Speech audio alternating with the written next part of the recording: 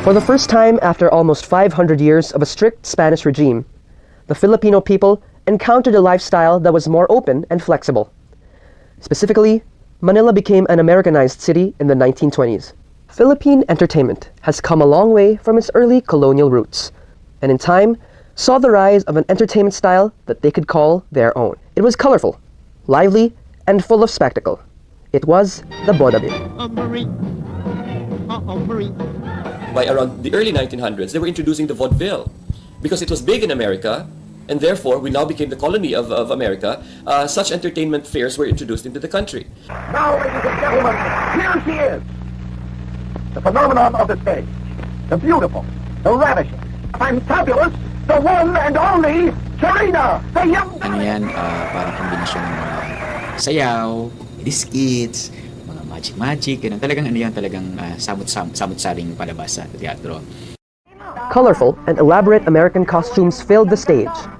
Lively customs, such as song and dance, began to emerge in the theater scene, marking a visible transition in the Philippines from having a once subdued Spanish enculturation to a more unconventional, vibrant form of entertainment.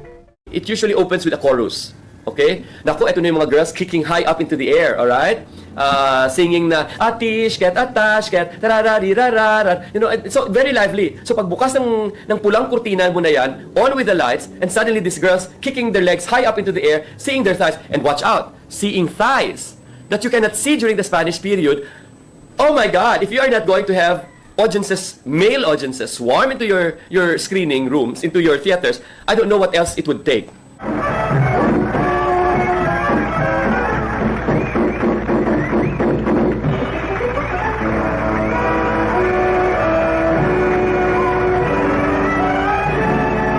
Was already laid out, no? To use really a theatrical term here, the stage was set, right, for the vaudeville to make its entrance into the country. Lugo Romeo, you know, is a key figure in the indigenization of the vaudeville, who came to Manila with his troupe, you know, made his way talaga, no, a big impressive way, and learned the ropes of the business.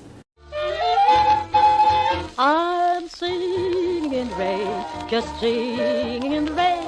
But who really popularized it? Okay, we have people like Katie de la Cruz, alright, ayan na. Alright, si Katie de la Cruz started singing all of these vaudeville songs, no? Both in English as well as the native songs. Then Canuplin, and his real name is Canuto Francia.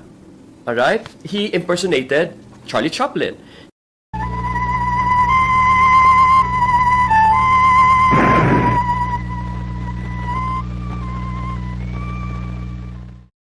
But vaudeville now is really creating its own tension also with the talking picture. So the coming of the talking picture became pivotal for the growth of the vaudeville. I would like to think that even if there was some kind of a resurgence after the introduction of the talking pictures, the end of the vaudeville was already sealed. This period also marked the revitalization of the Tagalog theater after a lull during its decline. All these helped enrich the arts and culture in the Philippines in the midst of colonial imprisonment. And then after Bodabil, dumating na yung era ng stage show. It's the three kinds of entertainments, all live. Live performances, ganon. Which yung era na inabutan ko is the stage show. Nang minsan, doon sa Madyungan, kami napalaban. We performed seven days a week, and then after the second day of performance, we started rehearsing at night. Ako'y nagkamada ng apat na sikre. During that time is that you had to sing, but you also had to act. Sometimes you had to dance. Imagine, no, our choreographer was Al Quinn, who's a very famous director now. He was only a dancer there. Carmen Soriano was just a dancer, you see. But then, before, it's not just after your time, after you sing your 5 or 6 songs, tapos ka na, no. Then you had to dress up, so you had to memorize also your lines for the comedy. Because everyone then was ready to take one's part if ever that person can come, no. And then also my father, all the performers of my father then, they could sing, they could dance, They could do dramas. In other words, all-around performers.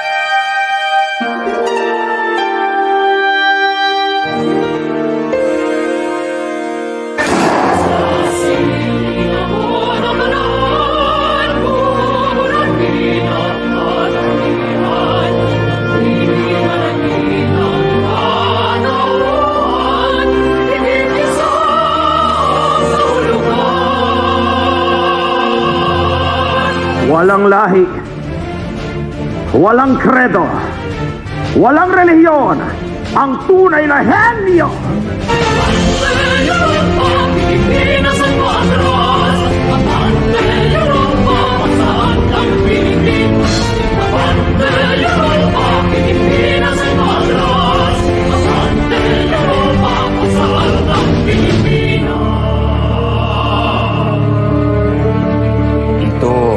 Ang espolyarium at sasambulat na tila bulkang sasabog ang tunay na kahulugan nito.